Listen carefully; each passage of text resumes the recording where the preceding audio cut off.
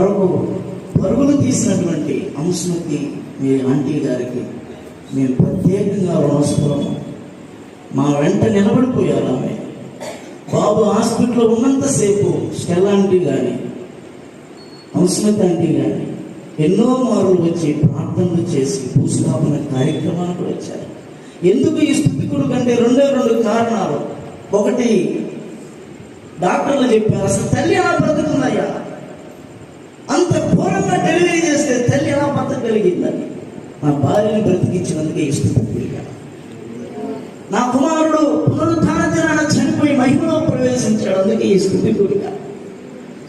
ఏలియా వచ్చి సమస్తాన్ని చక్కబరుచునన్నారు కదా, మరి నా కొడుకు వచ్చి నన్ను చక్కబరిచాడు. సమయం లేదు, త్వరగా దేవుని పనికి పూనుకోని నన్ను చక్కబరిచి వాడు వెళ్ళిపోయాడు దేవుని దగ్గరికి.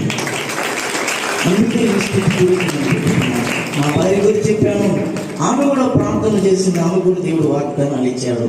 ఇద్దరము నిశ్చయతతో దేవుని కొరకు పెంచడానికి వెళ్తున్నాం. ఈ సాక్ష్యము దేవుడు దీవించి ఆశీర్వదించిన కాదు.